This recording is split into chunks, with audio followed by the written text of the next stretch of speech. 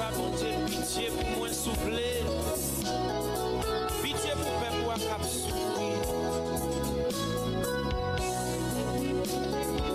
Avancez bon côté le Seigneur par la veille. Mandez-le pour qu'il y ait pitié pour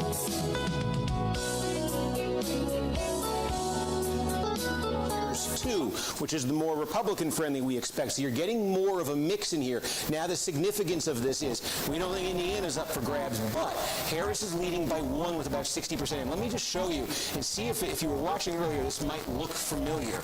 Look what's been happening in Hamilton County in the Trump era. I'll be using the term Trump era a lot tonight. I'm talking about 2016 to the present, because 2012 is the last pre-Trump era presidential election we had. Mitt Romney was the Republican nominee, and Romney, like all Republicans before, used to absolutely clean the Democrats' class in Hamilton County. This is a big, growing suburban county, bedroom communities. This has the highest level of educational attainment, meaning the highest concentration of voters with 4-year degrees or beyond. Again, we've been talking about these as Trump-hostile, Democratic-friendly voters. That's what you've been seeing. Romney by 34, 2012. Trump only by 9.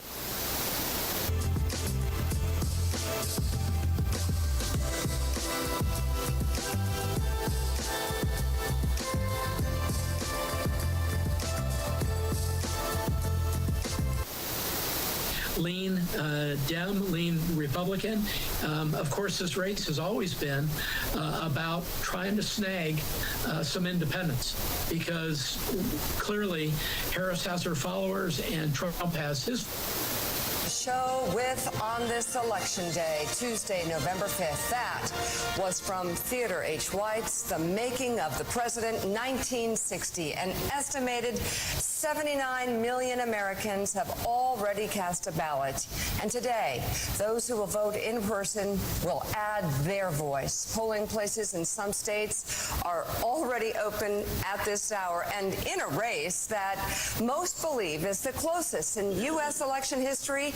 It was only fitting that residents in Dixville Notch, New Hampshire, who cast their ballots for president shortly after midnight, went with an even split. 3 votes for Vice President Kamala Harris and 3 for former President Donald Trump. Along with Joe, Willie, and me, we have the host of Way Too Early, White House Bureau Chief at Politico, Jonathan Lemire, NBC News and MSNBC political analyst, former U.S. Senator Claire McCaskill, and Pulitzer Prize-winning columnist and associate editor of The Washington Post, Eugene Robinson, is with us on this momentous election morning. And on this momentous election morning, as you said, Mika, the race is as close as anyone can remember in modern American history. If you believe the polls, Willie, then we are deadlocked at a tie. If you look at the New York Times aggregate of polls, it's a tie. If you look at their final New York Times Siena poll, it's a tie. If you look at the Washington Post's aggregate of polls, it's a tie. There are a few that are outside the margin of error. One for Harris that has her up 4.5 from yesterday. The Harris campaign obviously feeling very good this morning that they have just enough to win this. The Trump campaign has been confident all along, not quite as confident as they were before, but certainly those that are supporting them every bit as confident as well. So something has to give. Yeah, that's right. I mean, we talk about how the polls have been not particularly accurate over the last couple of cycles, but when enough polls over enough weeks tell you the same thing, it's fair to say that this is a margin of error race. And it really is, when you look at those 7 battleground states, they could tip either way. This could be a long night, a long week where we're still counting the votes, or it could be a landslide in one direction or the other if somebody wins all 7 of those states. So we're standing on the precipice of something. And I do, watching Vice President Harris's day of rallies yesterday, and we'll contrast it with Donald Trump's, all the anxiety we keep hearing about, and it's real among voters about which way this election could go. clearly has turned into energy and action and purpose for people who have gone out in droves to volunteer for Kamala Harris, to knock on doors. They had more volunteers than shifts. They had to find other jobs for people to do. That's so amazing. yes, of course there's anxiety. Yes, people are worried about which way this could tip. But people have done the right thing, which is to get into the fight and try to make a difference. And you're starting to hear, as we get near the end, Jonathan O'Meara, some anecdotal evidence that follows up when you hear 900,000 Harris volunteers knocking on doors across Pennsylvania. I heard last night from someone who was a Republican in Texas, turned into a never-Trumper, but didn't tell anybody, moved up to Pennsylvania. 9 knocks, but had voted Republican his entire life. 9 knocks on the door from Harris people every 3 days. When he finally voted to say, okay, I'll vote, his wife had not voted. 9 more knocks until the wife went to vote. And he said that was not the remarkable part. The remarkable part was a lifelong Texas Republican voter who moved to Pennsylvania didn't get 1 knock on the door from anybody in the Trump campaign. Oh, wow. From any Republican. Welcome back. We are just a few hours into Election Day, but polls across the country are open for Americans to cast their ballots. Look at this number on your screen. This is the latest NBC News poll. It shows this tied race among likely voters nationwide, with 49% for Harris and 49% for Trump. But the real results will come as ballots are cast, of course, and numbers come in later today. We are so lucky. I'm so excited. We've got NBC News national political correspondent Steve Kornacki with us at the big board to walk us through what he's looking out for. Steve, first of all, I just have to say I feel like you'd be into this too. Of course, in Dixville Notch, New Hampshire, 3-3, a tie. The first place that votes on Election Day in person. I mean, were you just like, duh? Yeah, I mean, look, you could even, we got the scoreboard up and running. Yes, one little tiny, not even town in northern New Hampshire, 3-3. So there's your national count. Tell us what you're keeping your eye on as we get started today. Yes, so let's take a look here tonight when the polls start closing. We're about 7.5 hours away from the first poll close, but that's going to be a lot of Indiana, Kentucky, not expected to be competitive.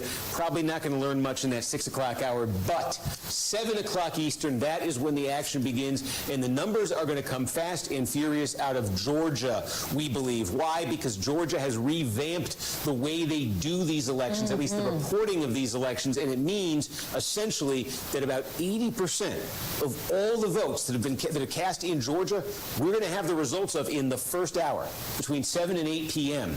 All that'll be left after that is the people in Georgia who are going out to the polls today and voting today. But the vast majority of the vote in Georgia has already taken place through early voting, and all of that will be reported out in the first hour, at least under this new state law. So we could get a lot of clarity there early. North Carolina. Steve, let me ask you, while you're still in Georgia, a quick question, because we know that's a swing state, kind of coin toss kind of thing. Does that mean at 80% we know, or because of who voted early, or that still, even though we've got 80% of the vote in, we don't know for a long time? Yeah, I don't know if it'll be a long time. It depends. I mean, this could be razor thin, and it still could be days if it ends up being like a recount. But again, keep in mind that what you're getting in that 80% is the early vote. That's folks who voted by mail, folks who voted in person early. What's left is the Election Day vote, and what we typically see with the Election Day vote is it's more Republican friendly. So we may be in a situation where in that 80%, the Democrats are doing better than they end up doing, and the question will become, if the Democrats are ahead, does Trump overtake them with the same day? Ooh, sounds like some drama that we're going to see you at the board for. Okay, keep taking us through these poll closes. Yeah, no, I mean, look, 7:30, North Carolina. It's going to be, I think, somewhat similar to Georgia, just in terms of the speed here. Again, the possibility there in the first couple hours to get most of the vote in reported out in North Carolina. 8 o'clock is when we start getting those big northern tier battlegrounds. There's an asterisk on Michigan because there's a couple of small counties that are in the central time zone, but basically the whole state closes at 8 p.m. We'll start seeing those results at 8 p.m. All of Pennsylvania closes at 8 p.m. And one thing to keep in mind there in Pennsylvania, there's a lot of mail-in voting in Pennsylvania, not as much as 4 years ago, but the way just about all the counties are going to do it in Pennsylvania is probably not long after 8 p.m. they're going to report out the results of the vote by mail in Pennsylvania. And again, that's a very Democratic-friendly group of votes, the mail-in votes in PA. So again, you can expect the Democrats, Harris, to put up her best numbers in Pennsylvania with what you see in that, say, 8 to 9 o'clock hour. And again, like Georgia, but probably even more dramatically, the story will be, okay, once you get through the mail, Trump's going to be behind. Can he catch up with the same-day vote that then gets reported out? So that's, PA, keep that in mind. Arizona says 9, but the state law is, Eastern, the state law is they got to wait an hour after that to report any numbers. So really in Arizona, 10 p.m. Eastern is when we'll get some numbers there. Wisconsin, a biggie, obviously, 9 p.m. Nevada is 10 o'clock, but again, keep in mind, that's when they close, 10 o'clock Eastern. But we've seen elections in the past where it's still a couple hours after that before you even get any results out of Nevada. So again, we may get clarity a little bit, maybe a lot from the East. If we're waiting on the West, that could be a while. Steve, I know I've got to keep you on time because a lot of people want to talk to you today, but we do have to just look at the map while we've got you. Remind us electoral paths here. What's maybe the most likely? What's the easiest for each candidate? Yeah, it's blank now, but I'll set it up like this because this is how both parties see the map with these 7 core battleground states. And keep in mind what we just said there. The action's going to begin in the Southeast, in Georgia and North Carolina. Now, North Carolina was a Trump state in 2020, the only battleground that Trump won in 2020, and Georgia was about a 12,000 vote difference. So look at it from this perspective. This is an if. I stress this is an if. But if Donald Trump wins the state that he won in 2020, North Carolina, and if he can reverse that narrow loss in Georgia from 4 years ago and win Georgia, and again, not impossible if he does this, we would know it in the first few hours. Again, we say Pennsylvania closes at 8 o'clock.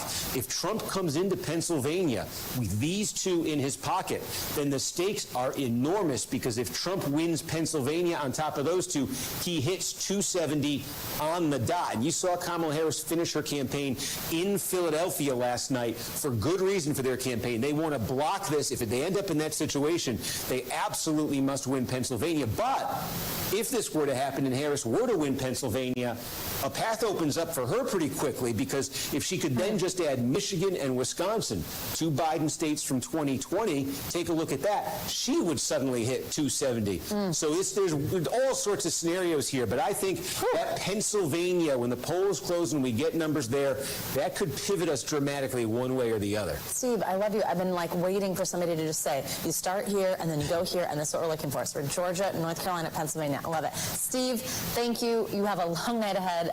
We don't know when you're getting any sleep. I don't even need to ask you that. Thank you so much. We'll see you in a bit. We'll see you everywhere, all day, all night. Thank you. Thanks for watching. Stay updated about breaking news and top stories on the NBC News app or follow us on social media.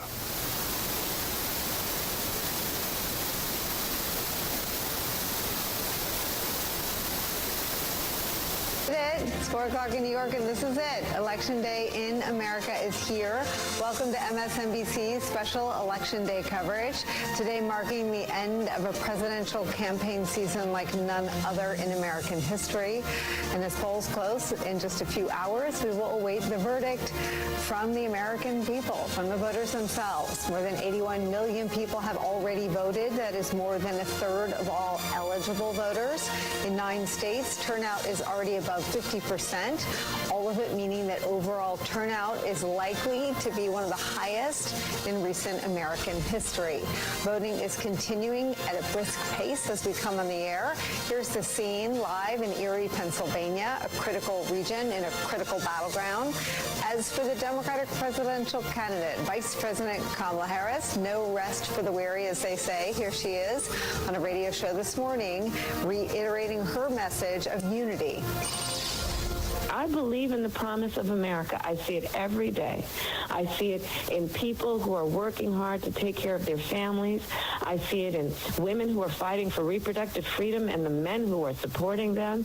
I see it in Republicans who have never voted for a Democrat before, who are putting the Constitution of the United States ahead of party. And I'm telling you, I see it around our country. I'm traveling. People are yearning for an approach that is about bringing us together. Today will be a test of that message and what the vice president has accomplished in her 108-day campaign.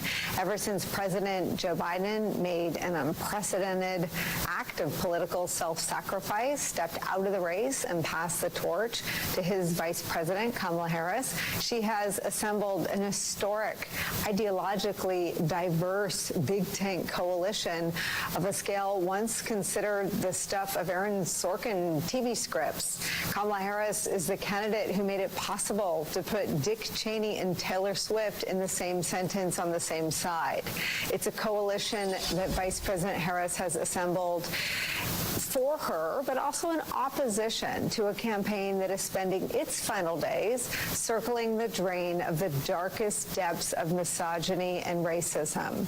At his final rally, Donald Trump called Nancy Pelosi the B word. That's hot on the heels of his running mate, J.D. Vance, calling Vice President Harris the G word, G for garbage, but he used the word trash.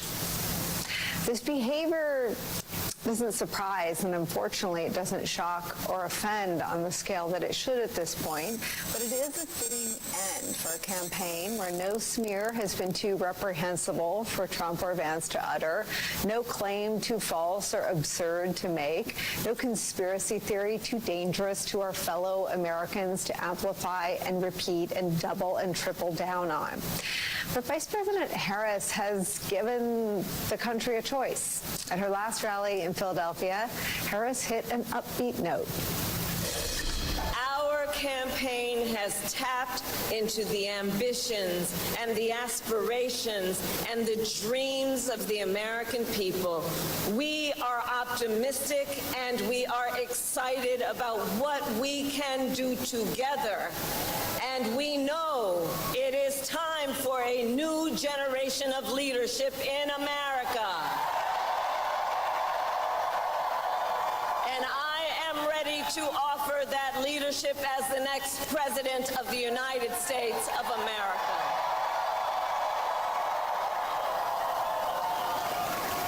However, the race ain't over yet. And we must finish strong, and this could be one of the closest races in history. And tonight, then we finish as we started, with optimism, with energy, with joy, knowing that we, the people, have the power to shape our future, and that we can confront any challenge we face when we do it together. Generations of Americans before us led the fight for freedom. And now, the baton is in our hands.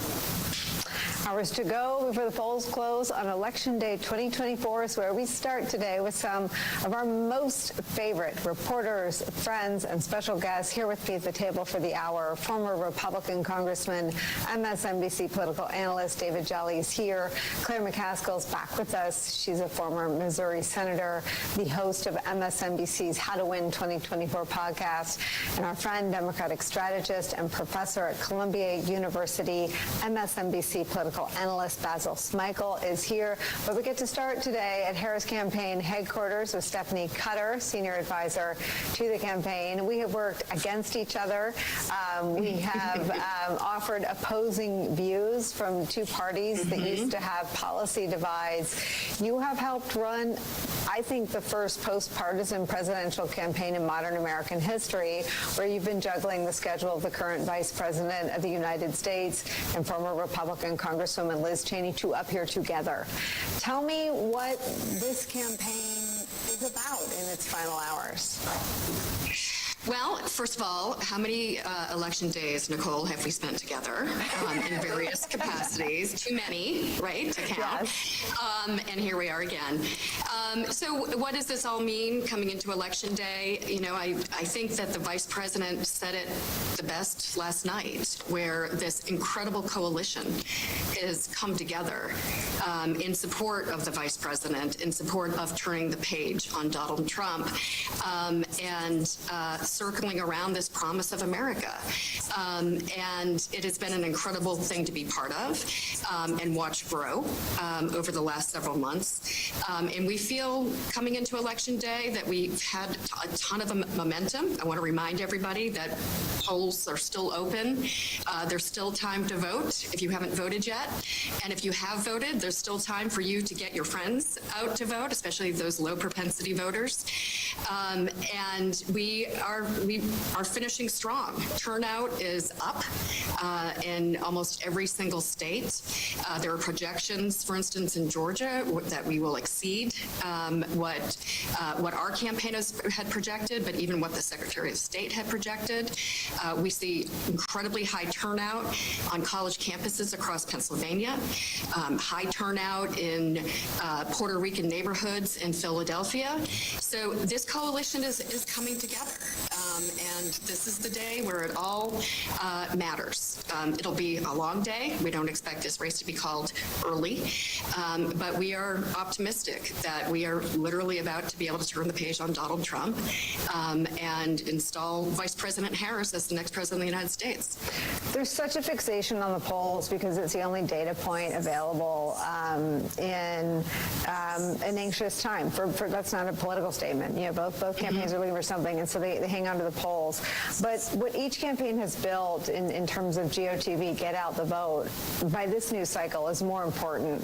What can you tell us about? I mean, and it's 1 o'clock in the West. I mean, there's a lot more voting to happen in this country. There's a lot more voting. Tell me about your campaign's GOTV effort, and what do you still need to happen today on Election Day?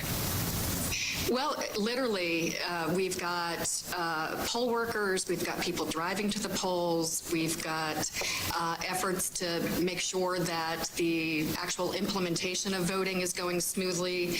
You know, there's more infrastructure being sent to high voting areas where the vote is higher than expected, for instance, in those college campuses in Pennsylvania.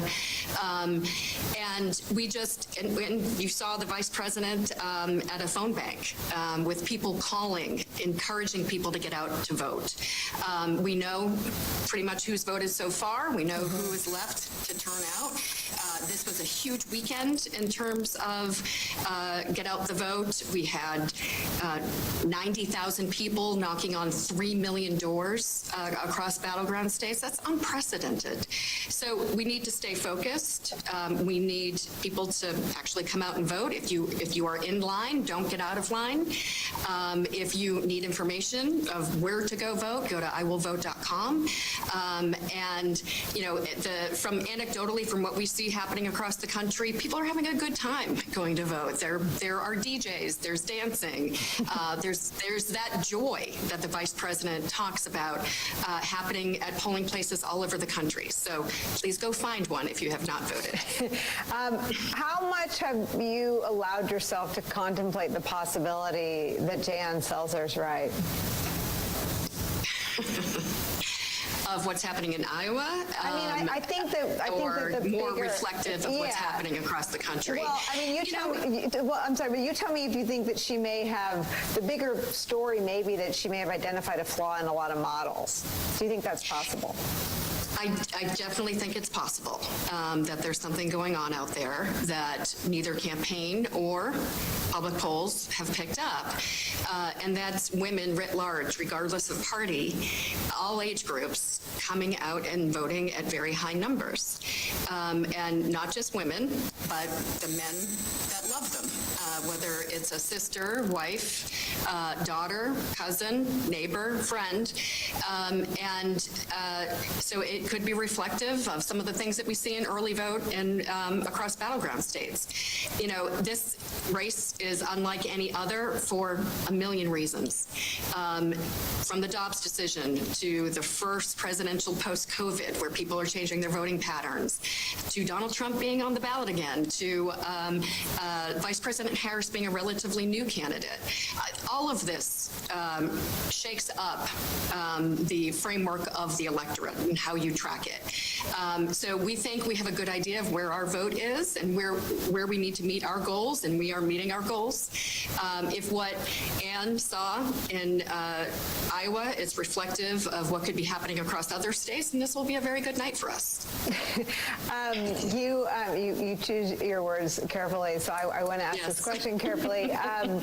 When you hear a general describe Donald Trump as fascist to the core, as someone truly indifferent to and puzzled by and disdainful of the service and sacrifice that men and women of the military make to the country, it's so repulsive to all Americans, but it also speaks for itself. How do you calibrate all of the information that sort of flooded the zone in the final days? A comedian in Madison Square Garden calling Puerto Rico trash. It's all so vile. How do you calibrate and make sure that it speaks for itself and that it gets to the voters?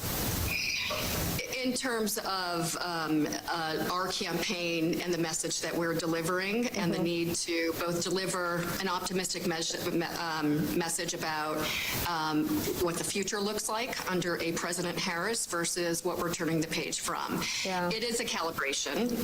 People are coming out to vote for Vice President Harris, not just against Donald Trump.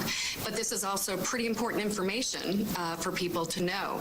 It largely reinforced what they already knew about him and reminded them of what life was like 4 years ago. You've talked about this on your show, and people have talked about it for many months now. In the electorate, there was a bit of a Trumpnesia. People didn't remember how bad it was. They didn't remember all of the dangerous things that he did. But when a four-star general comes out and says that he is fascist to the core, and another four-star general comes out and says, and these are the people that worked with him, that know him up close, that he is dangerous and shouldn't come anywhere near the Oval Office again. These are people that should be listened to. So it was absolutely important for us to communicate that or amplify it. Those weren't our words. Those were former military who were very close to him. But at the same time, we have to show that his actions were incredibly dangerous. These messages coming from these four-star generals is literally a 911 to the American people to pay attention. We will amplify that, but we also have to talk about there is a better way. There is a need to turn the page. There's a new way forward, and we can, Vice President Harris talks about her to-do list in the Oval Office. Donald Trump has his enemies list. Wouldn't you rather have a president with a to-do list of how she's going to make your life better, rather than somebody making an enemies list of how they're going to seek revenge and retribution? I would much rather have a president focus on how she's going to make my life better. That's an important choice for us to lay out in the final weeks of this campaign, and I think it registered. I think it for those undecided voters who hadn't made a decision yet, I think it made a big difference. Did you see something in the final days that lets you predict it to be possible to sweep the battleground states? Well, I'm not going to make any predictions, but I do think that we finished very strong. And if you were making your decision in the last couple weeks of this campaign, I think, by significant margins, people were deciding for Vice President Harris. Stephanie Cutter, someone who doesn't take any credit but deserves a lot of the credit for things that go right in any organization. Thank you very much for taking the time to talk to us. Thank you, Nicole. Joining us now out of Battleground, Pennsylvania, NBC's Jacob Soboroff. He's in Philly for us at Temple University. Tell me, my friend, what are you seeing? Nicole, we have seen almost 700 voters show up here. This is just one, actually it's 4 in one polling location of 1,703 different polling divisions in the city and county of Philadelphia. I want to show you the process, but I want to tell you a little bit about what these folks are going through. Earlier, if anybody was tuned into MSNBC, you would have seen that folks at the beginning of this line have been waiting about an hour and a half. Is it true you guys are about 2 hours deep now? About 2 hours, yeah. How long you been waiting? 2 hours. 2 hours. Okay, so you got here around 2 o'clock? Yeah. Okay, well, thank you for waiting. Thanks for doing. Is this your first time voting? Yeah, it is. Wow, congratulations. Okay, you're almost there. Nicole, part of the reason is, number one, there's extraordinary turnout, and you know that Vice President Harris wants to see that extraordinary turnout in urban areas like Philadelphia, especially at Temple University. But another part of the reason is that most young people, especially in areas like Temple University, have not been participating in the mail-in voting process in Pennsylvania. In Philadelphia, there have been something like, I think, and this, by the way, not even close to the end of the line. Everybody doing okay? Everybody doing okay? How long you been waiting so far? Over an hour. Yeah, Over an 2 hour. hours. 2 hours? Yeah. Is this your first time voting? I'm not voting. I'm voting. This is my first time. How come you're not voting? I can't. I'm 17 still. You're 17, but... Literally in like how many days? How cool is that, though? You wanted to come out and experience it anyway? Yeah, I did. Why? I don't know. I just want to experience what I'm going to be doing in the next 4 years. So yeah. That's really cool. I think a lot of people are going to be inspired by that. What's your name? Catherine. Nice to meet you. Kaylin. Nice to meet you guys. Thank you very much. So about 200,000 mail-in ballots have been returned in Pennsylvania. If there's 500,000 people or so, they tell me, the city commissioners who run elections, Nicole, who have not actually voted yet today on Election Day. And those 500,000 people or so are all going to be participating in person on Election Day. Look at this line. This is, again, I'm not even close to the end of the line here. We've been here all day, and the line continues to grow. You got everybody doing okay here? Yeah. Okay, good. Okay, I'm glad. There's people that have been bringing food. I've been hearing from people on social media saying that they're sending pizzas out here. The line keeps going on and on here in a place that I think the Harris campaign, Nicole, is going to be watching very, very closely. And as you look across the state, obviously this would counterbalance those rural areas where the Trump campaign is hoping to drive up the numbers. You see other medias coming out because of the well-attended lines here. You see the groups that are providing stuff like chips and snacks and all kinds of stuff like that. Can I stop with you guys and just say hello for a second? I'm Jacob. We're live on MSNBC. What's your name? Adam. Adam, how long you been in line? I don't know. Lost count. So they're saying it could be 2 hours before you get to the end. Are you prepared to wait that long? Sure. Got nothing better to do. So how come you feel that way? Some people would say 2 hours. Man, that's a long time.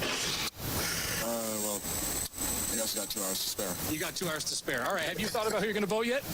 Yeah, I'm certain on who I'm going to vote for. It's not even a question at this point. I feel like the facts are out there, and if you choose to not believe them, then that's just your choice. So. You want to let us in on who you're thinking? It's Kamala. I'm sorry, y'all. At this point, you don't have to say sorry. That's your vote. It's facts at this point. It's facts over opinion. So, what's your name? Miles. Miles. That's my brother's name. It's nice to meet you. Thanks very much, Nicole. It's an extraordinary thing to see. I think some people might be daunted by a 2 hour long line, watching people have to participate in this process by waiting for so long. 10 voting machines in a precinct that's going to ultimately potentially have thousands of people come the end of the evening today. But this is democracy in action, as you're watching right now. We're an ununited states when it comes to voting. There's many ways and even days that we vote in this country. And here in Philadelphia, where the Harris campaign is watching very closely, where she was last night. I was at that rally last night. It was spectacular to see. I think that they would say this is a very encouraging sign, but not until all the votes are cast and counted will we be able to say that for sure. Jacob Severoff, two things. If the people handing out snacks are taking donations for their snack supply, please get me a Venmo, and I will Venmo them to replenish the snack line. And two, Nicole Wallace wants your Venmo, guys. to keep them supplied in snacks for everyone working this shift. Nicole, hold on one second. Sure. Excuse me for interrupting you, but someone's here, I think, that I heard came out when they heard that there was a long line here. Here he is. Hey, Paul. Paul, I'm live with Nicole Wallace on MSNBC. Paul Rudd just showed up, Nicole, because he heard the line was so long. Paul, what brought you out? I I just want to give people water. They're waiting in line for a long time, and it's a wonderful thing that all these young people are out voting. 2 hours, they're saying some of these young guys are online for. It's impressive. When you heard that, did you say right away, I got to come out here, get to this line? Oh, we've been doing lots of stuff today here in Pennsylvania, and yeah, we wanted to come out and tell these students that they're doing really great things. It's good to see you. I appreciate you being here. How are you feeling about the election? I feel good about handing out some water. I'll let you do it. Nicole Wallace wanted their Venmo. I'll get your Venmo because she wants to give some waters out too. I appreciate it. All right, thanks, Paul. Nice to see you, man. Take care. No, Nicole Wallace, I gotta Paul do better. Rudd. I mean, I gotta you do never know who you're better going to see. than water. I mean, I'll send pizza, donuts. I mean, you know, I've worked on campaigns on the day. Water is you know, just gets you, sustains you. Let's get them what they need. Figure out who's feeding these folks, and we're happy to contribute to for whomever they're voting for. I do want to ask you about what the one voter said about facts over opinion.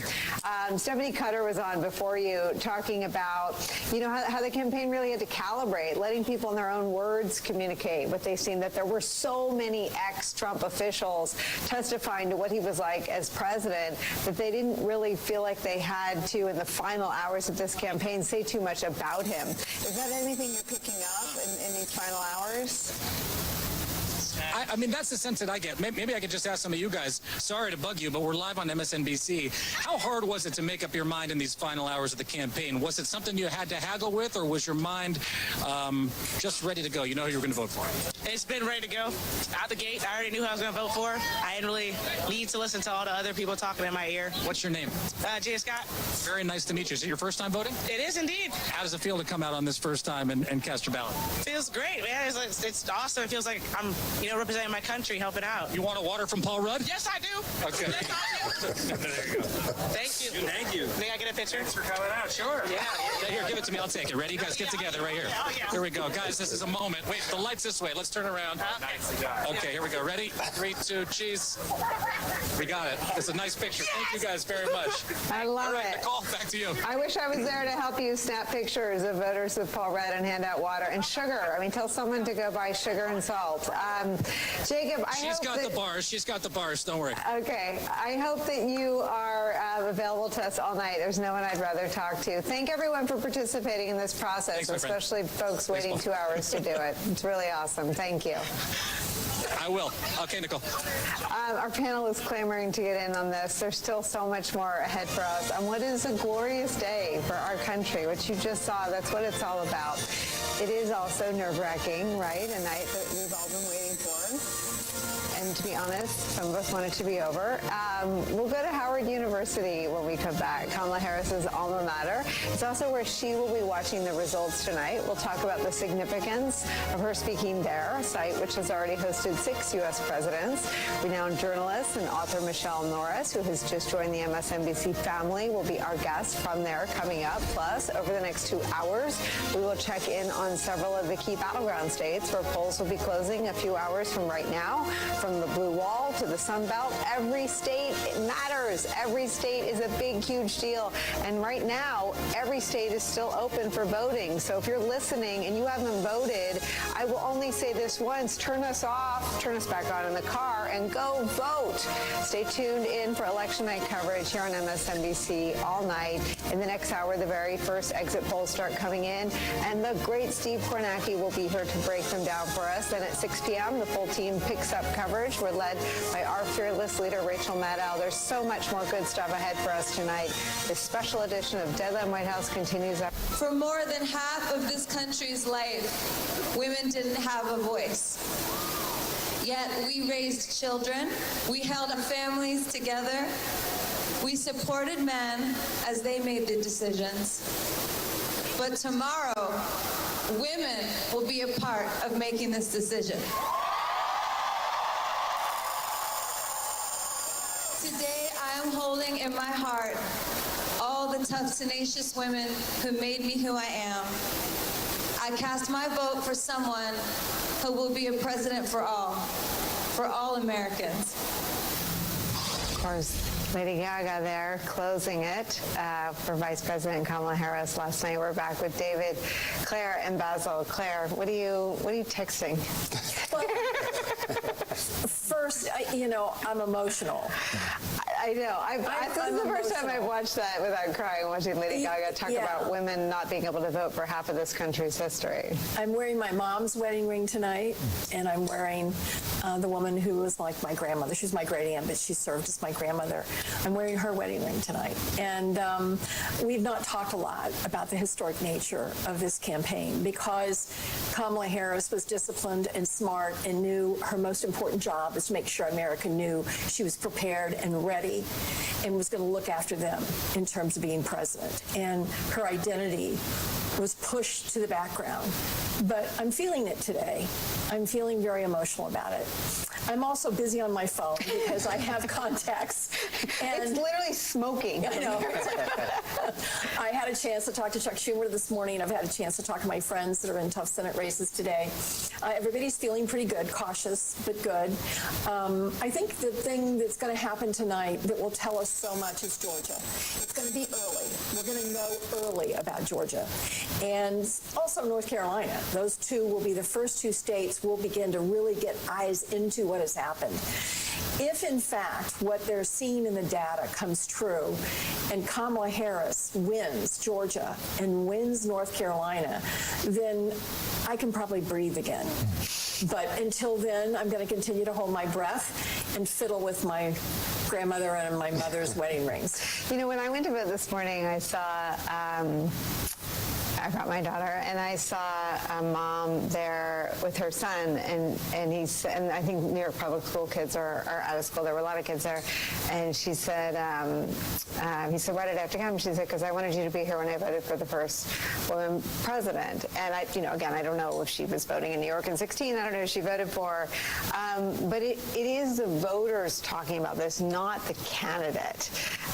And so I think it comes spilling out from Lady Gaga and Billie Eilish, but it seems that the pollsters, if Ann Seltzer's onto something, might have missed it too. And that becomes part of a broken craft of polling. What are your thoughts? Yeah, and the thing that's really interesting to me, and I said this morning on Morning Joe, when you're electing somebody as president and vice president, more than anything, you're electing their judgment. Because when there's a key moment, you've seen it up close. Judgment really matters.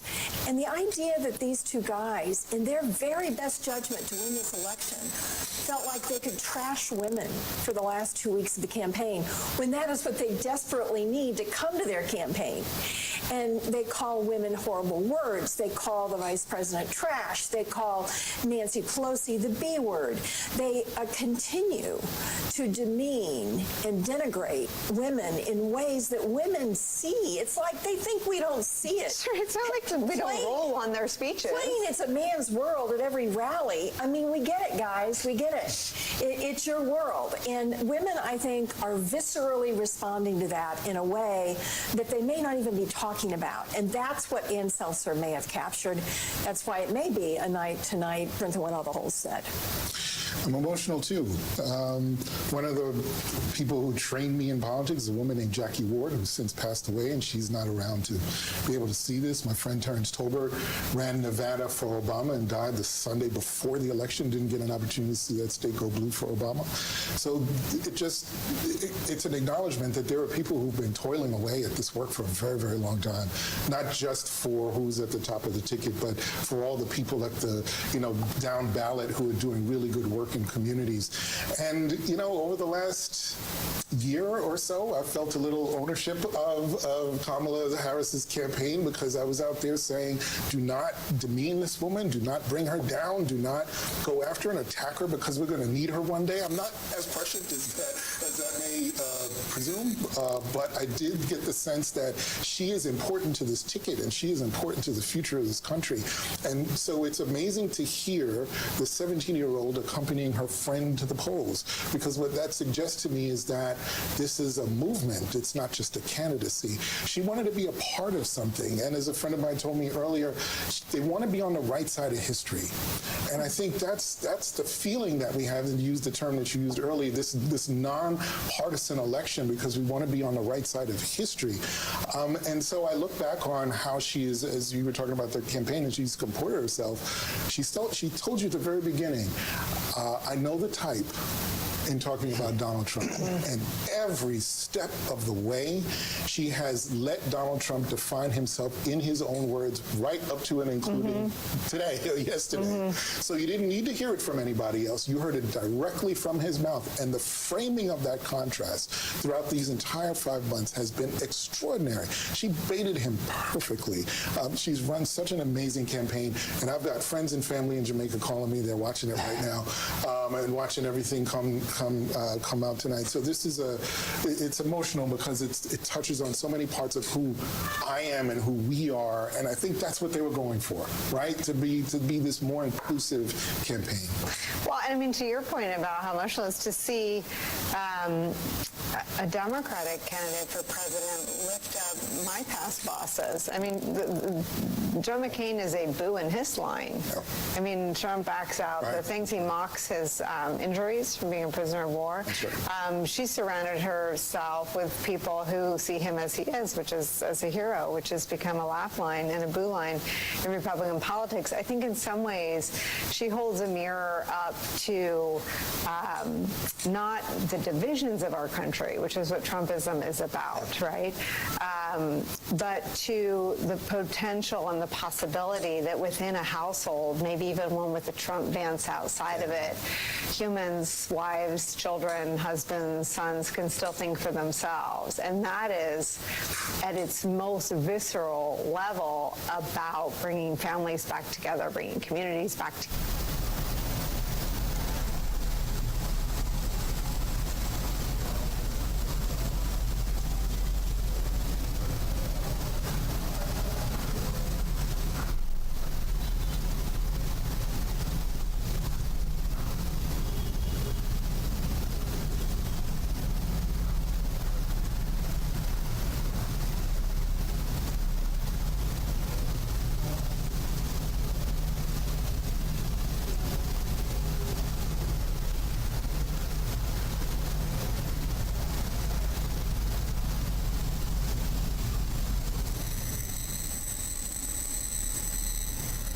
Và tiếp theo thì mình sẽ móc lên hàng thứ 13. Và hàng thứ 13, chân móc đầu tiên các bạn sẽ móc cho mình là một chân mũi đơn. Tiếp theo sẽ là một chân mũi giảm. Và tiếp tục lại là một chân mũi đơn.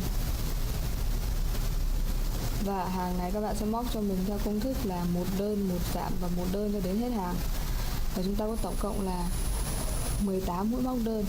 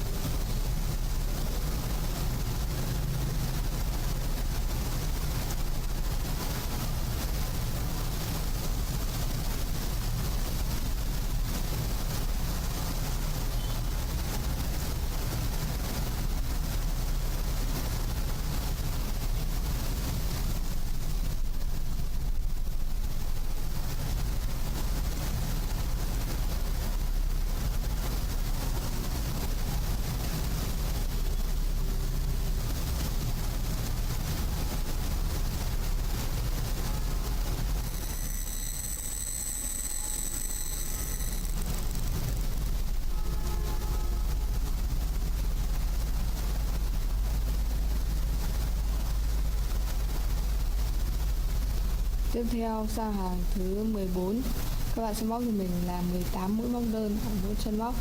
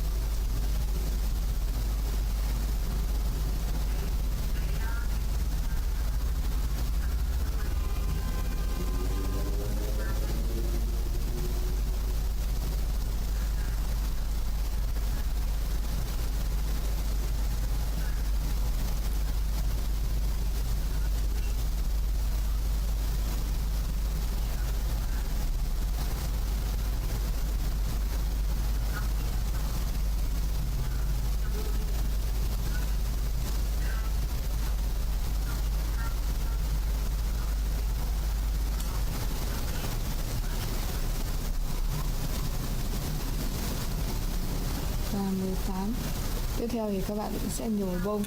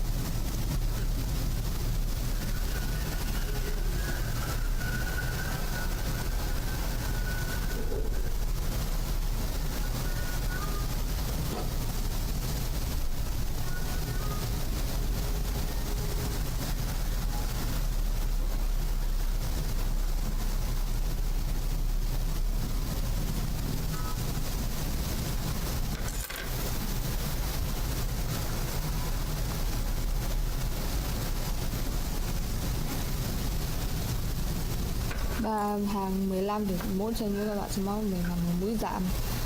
Chúng ta sẽ có là 9 mũi giảm.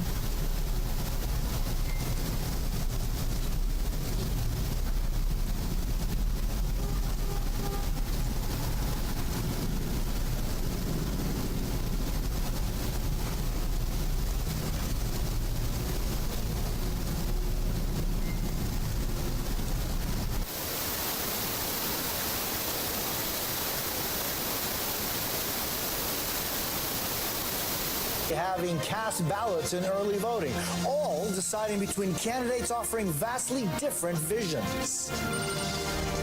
Hard work is good work. Hard work is joyful work. And make no mistake, we will win. We're certainly on the 2 or 3 yard line, and the only way we can blow it is if you blow it. I've given you the ball. I mean, you got to go and vote.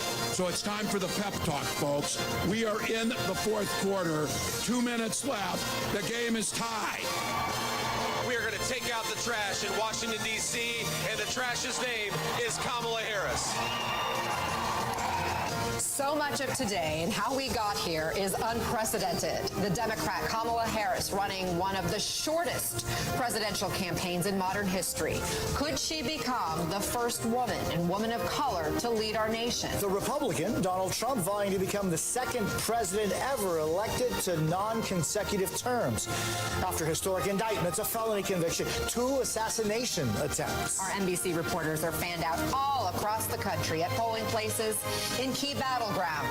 NBC's Rahim Ellis in Pennsylvania for us, Yasmin Vasugian in Michigan, and Antonia Hilton in North Carolina. Let's start with Rahima. You're in Erie. That's a bellwether county there in key battleground, Pennsylvania. What are you seeing on the ground? What are you hearing from voters so far? Anna, let me tell you, we're in a elementary school, and there are 2 precincts where people are voting out of this one location. This one here behind me, I'm going to walk over here, come with me, and you see people lined up over here to cast their ballot. Folks tell me that they began lining up a half hour before the polls opened this morning. That's how anxious they were to come in here and cast their ballot.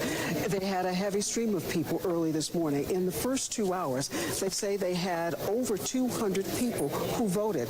Now, to put it in perspective, they say in an off-presidential year, they might have 200 people per day to cast their ballots. So it means there's been a lot of interest of things going on here. Listen to some of what some people had to say about why they're voting and how they voted. We got some sound from folks earlier. Take a listen. I'm glad that it's over. I'm glad it's almost over. It's been crazy. You know, it's been chaotic. You know, the whole election thing started to seem like way early this year, but I did my part. I'm happy that I'm voting. I'm happy to see so many people this early are voting. I think it's a wonderful thing. One person, when asked what made him make his decision or when did he decide, he said he watched a bunch of ads yesterday and he made his decision yesterday to vote for Harris. Another person said to me that except for how he handled COVID, he thought former President Trump was a pretty good president and he voted for him. Anna? Rahim Ellis, thank you so very much. Let's turn now to Yasmin Vasugian in Michigan, another key piece of that blue wall that Trump is trying to flip. Yasmin, good morning. Where do things stand and what can we expect with the vote count count tonight. Obviously, Michigan, an integral swing state here in this country when you're thinking about both candidates vying for the state of Michigan, right? Donald Trump finishing out his closing remarks yesterday evening in Grand Rapids, Michigan. Tim Walz was in Detroit. Kamala Harris was in Detroit 2 nights ago as well. I'm in a middle school, right? This is where folks are voting. Folks are lining up, getting their votes in early today on this historic, likely election day, right? I'm going to ask my photog, Sam, to swing around here because you got folks filing in there, right, figuring out their precincts, where they're going to put in their vote, and then obviously filling out their ballots, right? Integral, as I mentioned. We're looking at the numbers here when it comes to early voting. 44% of folks have already voted. That's registered active voters, 3.2 million people so far. I've been speaking to some voters outside this polling site here in Dearborn, Michigan, traditionally Arab American voters. Here's some of what they had to say, guys. I think he's a good businessman, so if he runs the country as a business, we should do okay.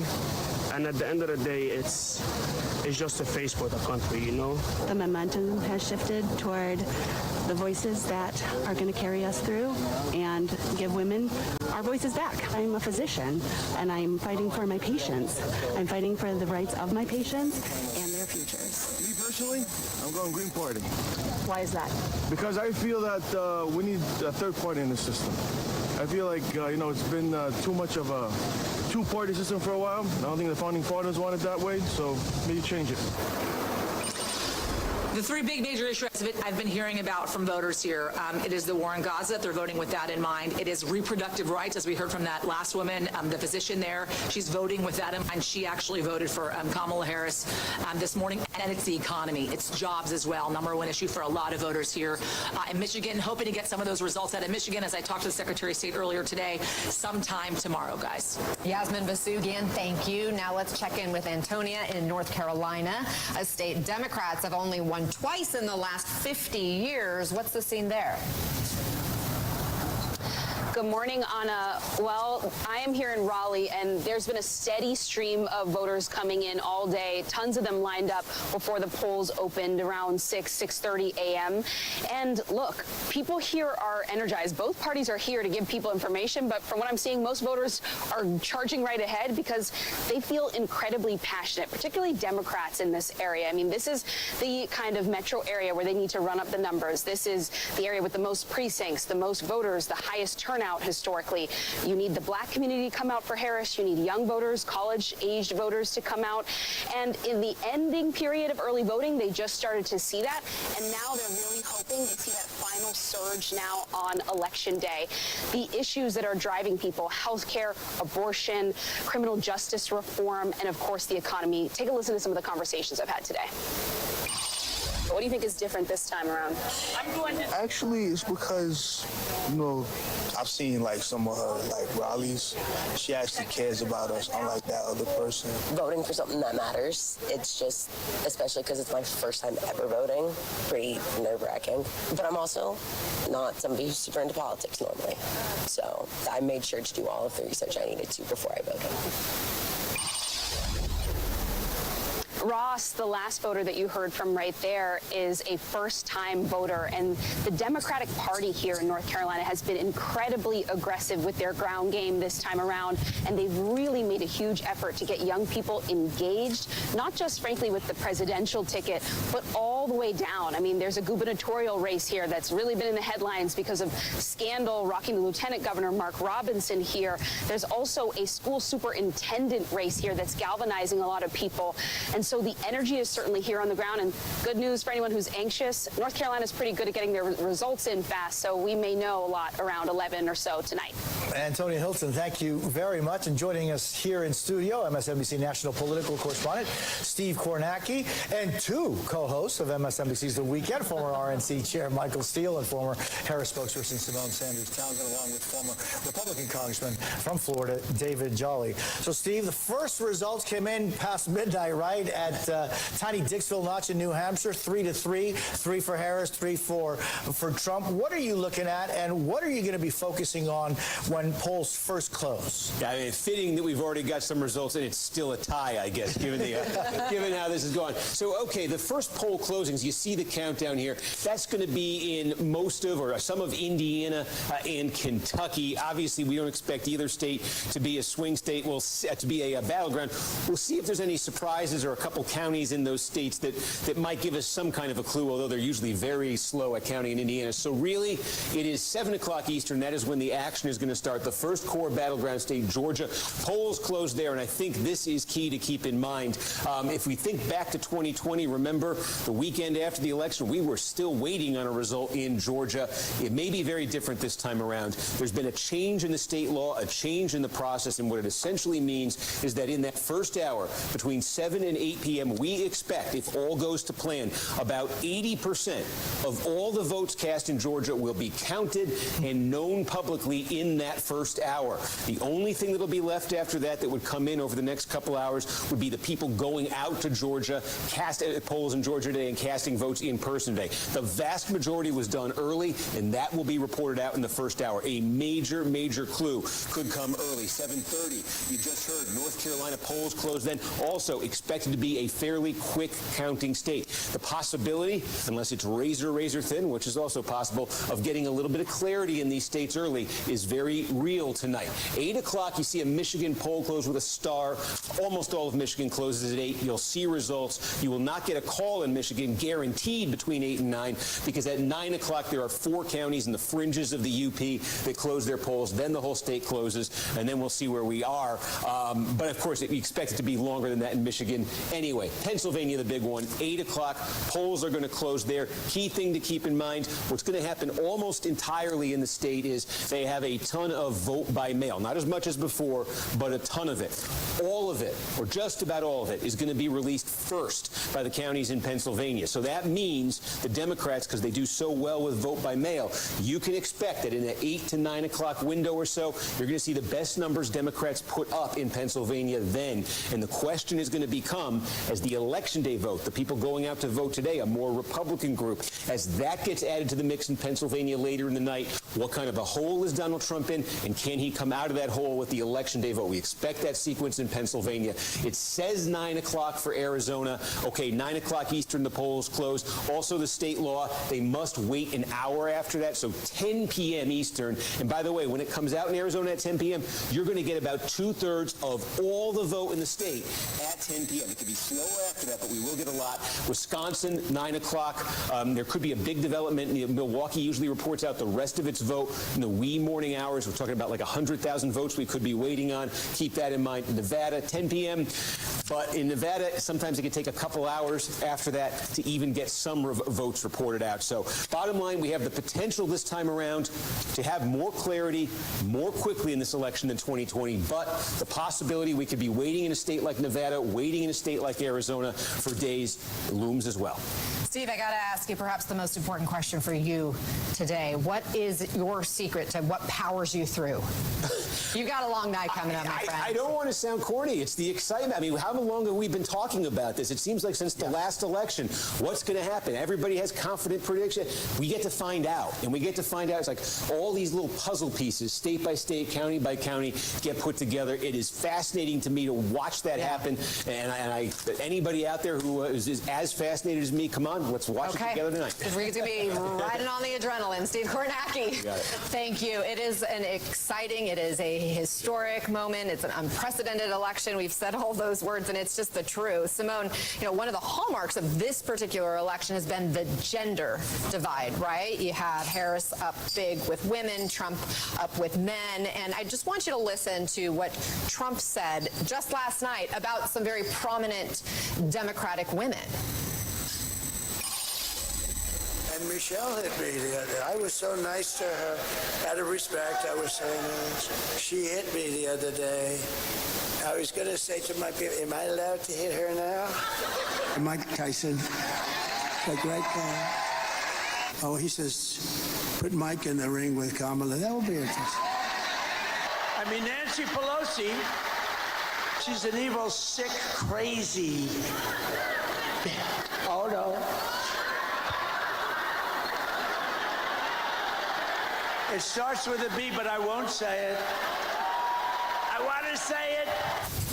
You also had J.D. Vance calling Kamala Harris trash. I had never seen that clip. I did not know he said that. This is a man that is unwell and unsettled because he knows this race is close. And that, I'm so glad you all showed that, because I am someone that believes in, Michael and I, we talk about this all the time with Alicia on the weekend, that, you know, Donald Trump, there are many people that have not heard what he said. And some, you know, just like the folks, the voters in the clips that Yasmin and the other reporters that got from around the country, these people at the polls are saying, oh, well, Donald Trump's a good businessman. You know, oh, I don't like some of this, but I don't like some of the things, but I think he'd be good for the economy. I think he'd be good for the country. I don't know if they know that that's how he talks, that this is his closing argument. And you juxtapose that with Vice President Harris last night. And last night, her message was, it was a lot of her stump speech that we had heard before, but again, not something. It is a fight for something. America is ready for a fresh start, ready for a new way forward where we see our fellow American not as an enemy, but as a neighbor.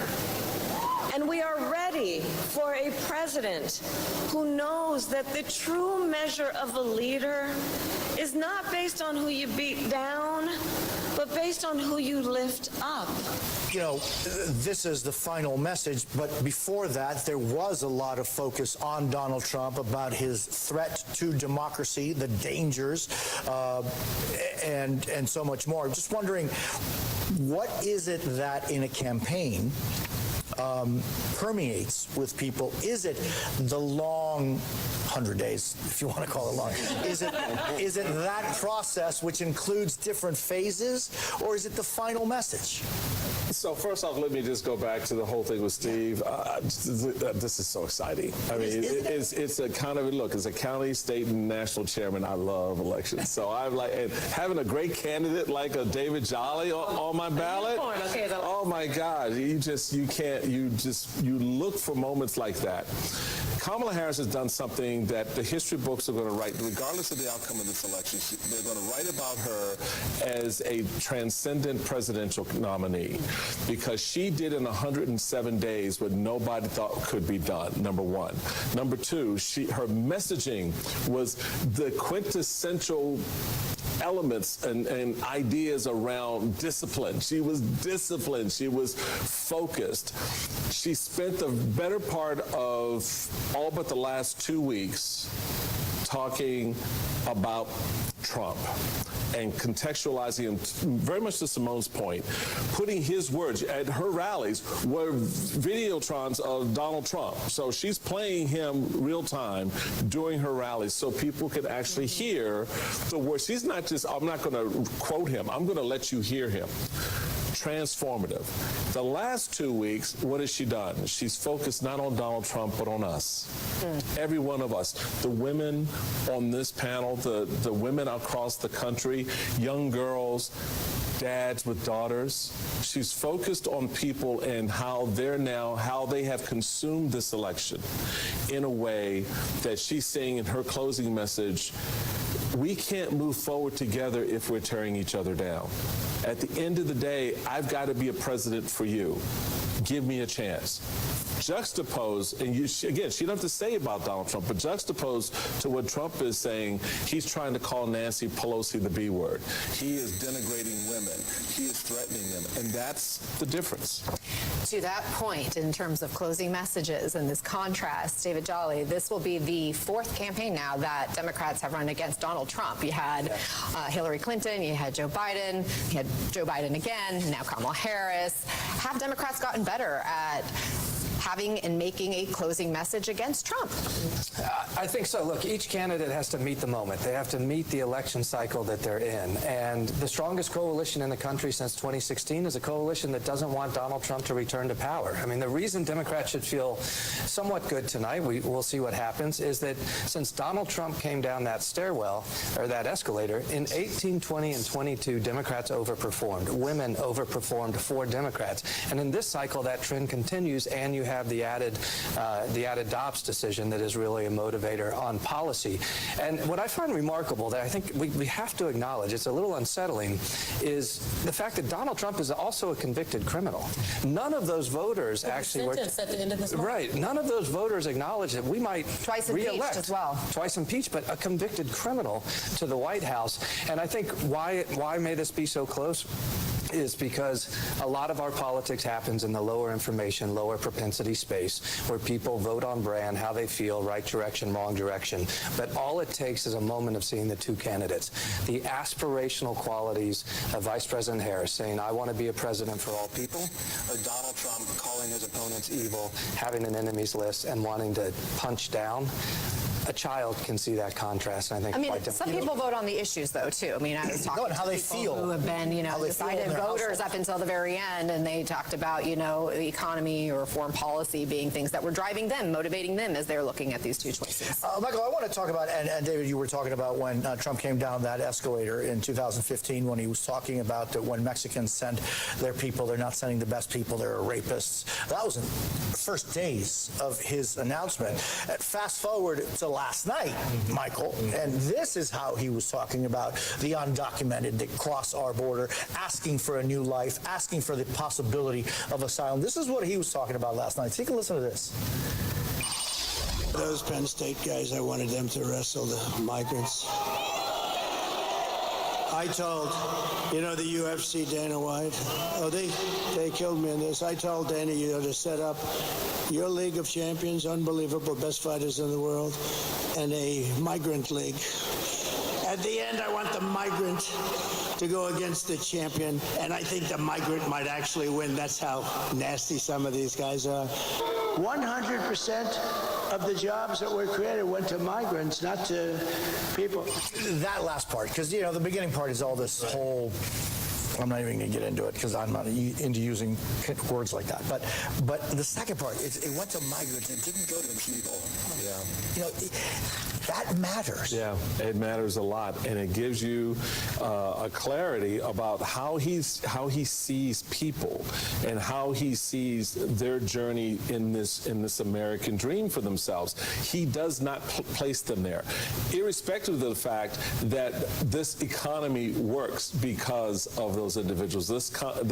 Our communities are stronger. Look, you take what happened, with the Haitian community. They were a vibrant part of that community until someone made up a lie about them. And so playing to that narrative has been something that a lot of folks unfortunately respond to. That's his closing That's his closing message. His closing message is about fear. There are a lot of people who are afraid of migrants coming to this country, and when you ask them why, they really can't give you a reason other than what they've heard from Donald Trump. I just feel like he lied, but it's what he said, though. He said 100% of the jobs that were created went to migrants, people who are not from this country. Right. To be very clear, that is actually not true. There was a controversy last week that Speaker Johnson himself created because a student journalist in New York asked him, would he repeal the CHIPS and Science Act? And he said, oh, yes, absolutely, that should be on the table. The CHIPS Act is bringing thousands of jobs, I think more than 50,000 jobs to New York specifically. He was standing with a House candidate that was like, well, what is going on? And so he pulled it back because it's not popular. But to the point of the jobs that are created are jobs for Americans. Right. And but because, to the congressman's point, that the people are not consuming the political information just like we are, they'll hear that and believe it without the follow-up. Right. Look, I just want to bring it back because you're all absolutely right, but that anyone would talk about people as not being people. Let's just it says a lot about a whole lot of things. And to bring it to your point, I'm sorry to stretch a little bit, but when you talk about the migrant community, the Haitian community, the Haitian American community is the hardest working, the people that most give to this country, that ask for nothing in return. Go to South Florida and see what the Haitian community there has given. And when you talk about people, just remember that every single word, every single time you say something like that, it's so dehumanizing. And we've all come from somewhere, right? But Jose, that is the point.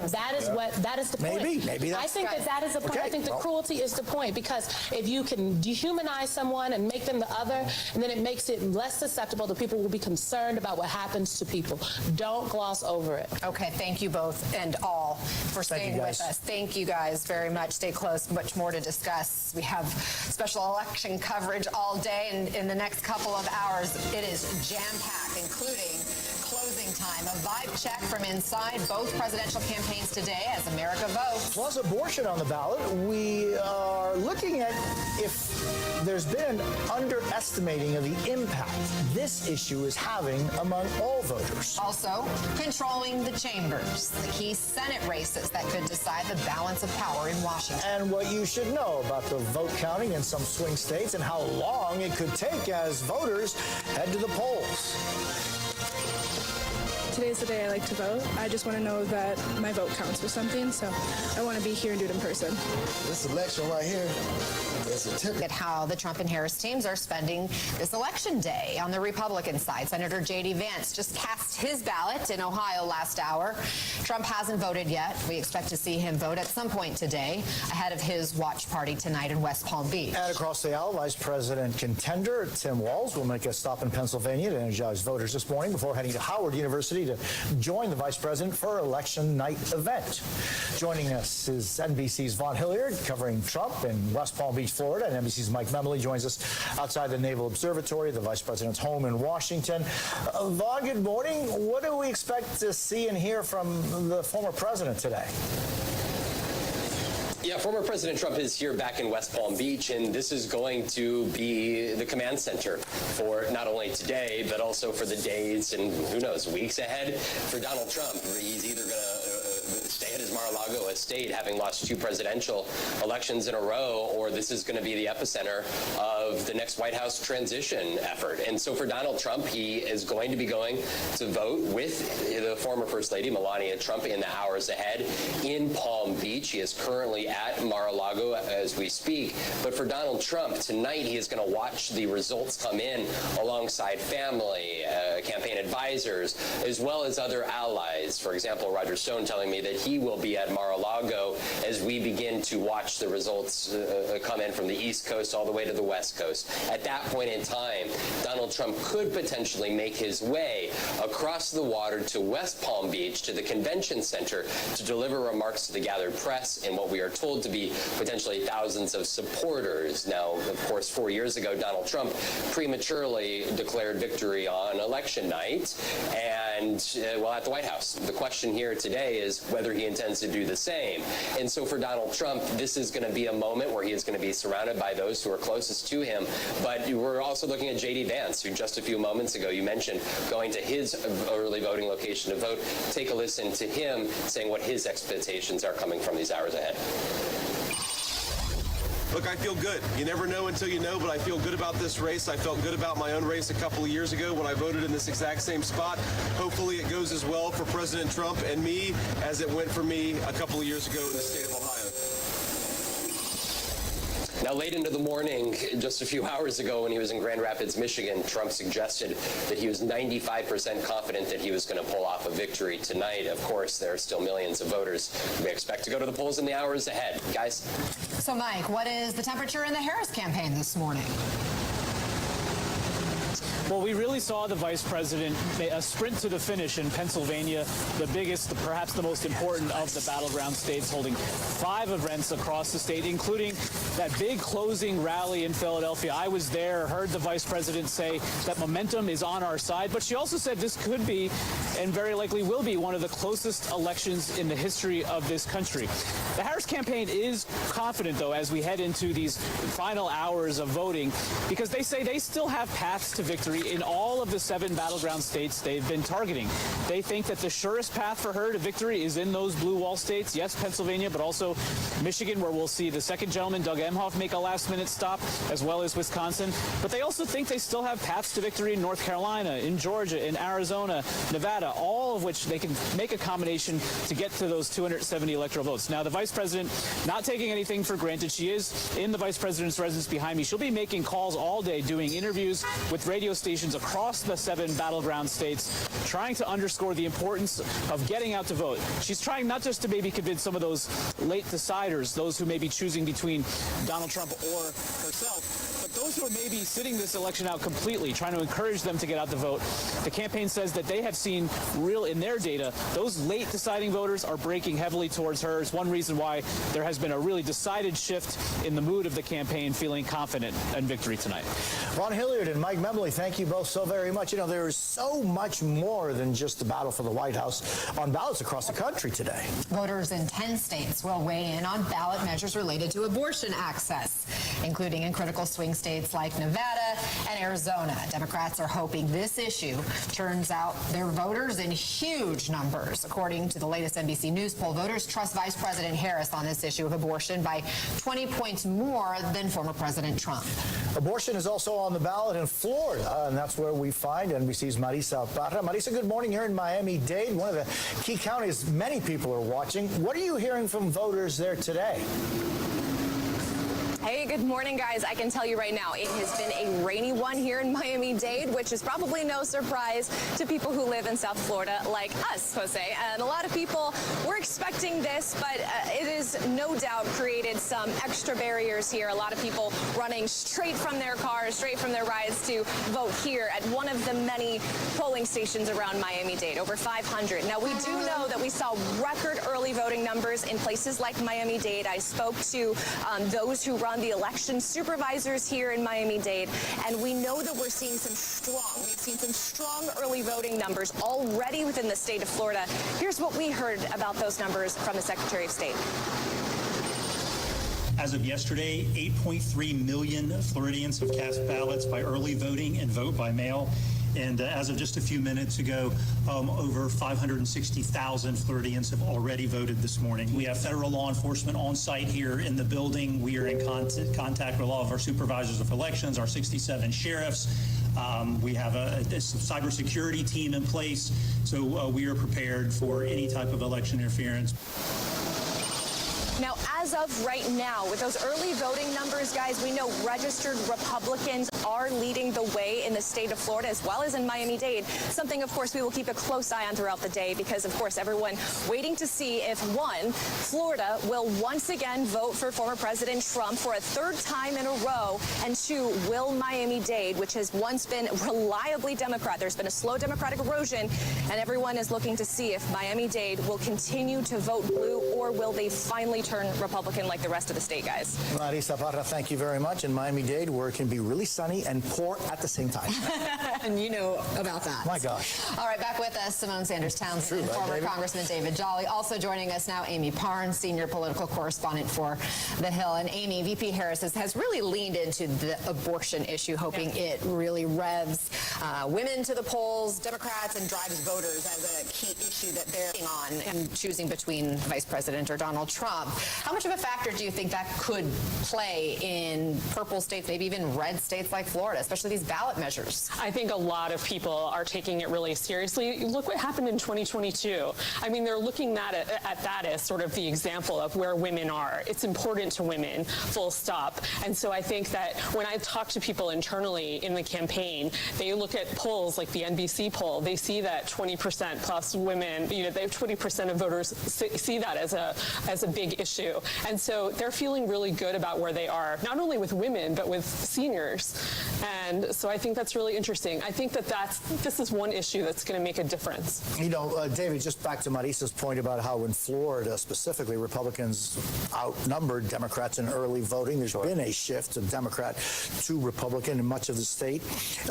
How do you see that versus what the vice president needs to get from Florida. Sure. So all eyes on Georgia and North Carolina early, like Steve was saying. But Florida will give us a little bit of a trend analysis because we are coming off a cycle where Ron DeSantis 2 years ago was reelected by 19 points. And Democrats wondered, is there a future?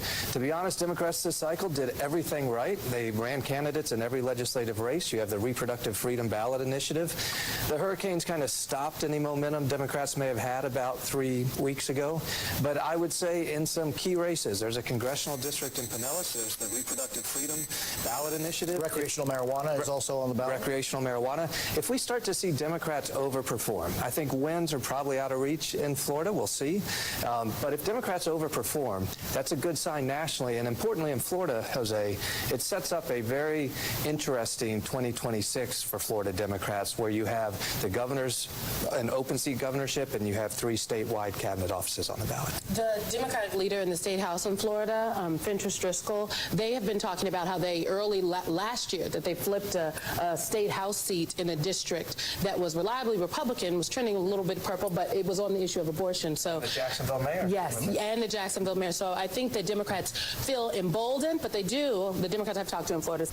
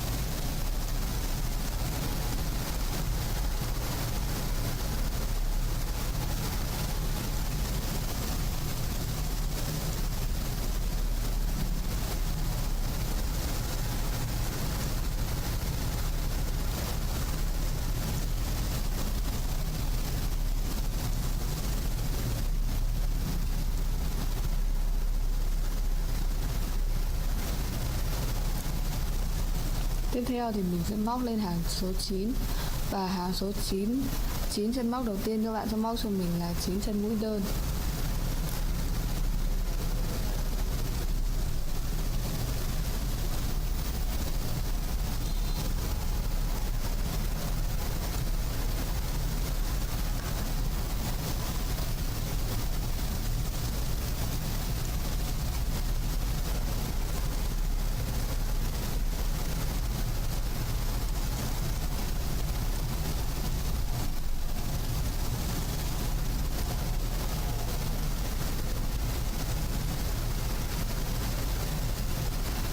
Tiếp theo các bạn sẽ móc cho mình một mũi hạt bắp.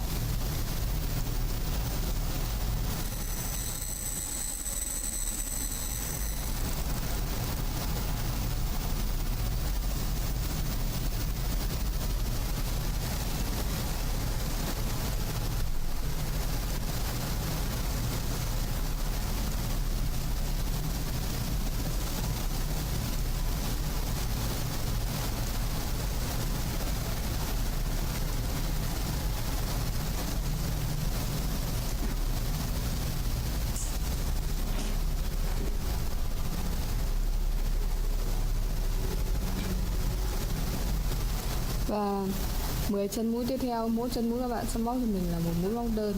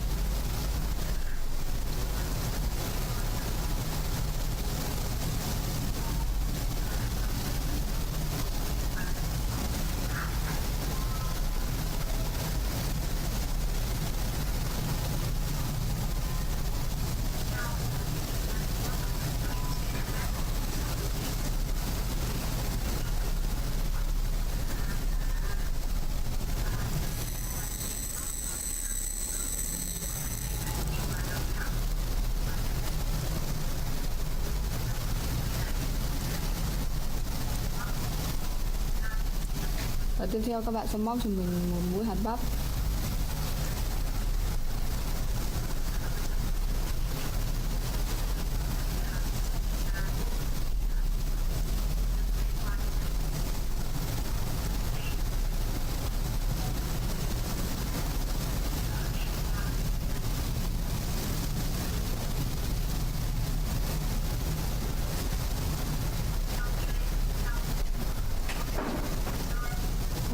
Và 9 chân mũi cuối cùng các bạn sẽ móc cho mình là 9 chân mũi đơn.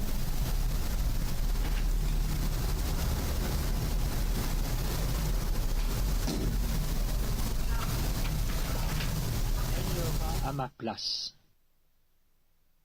Celui qui, par mon ordre, sera chef d'Israël et de Juda,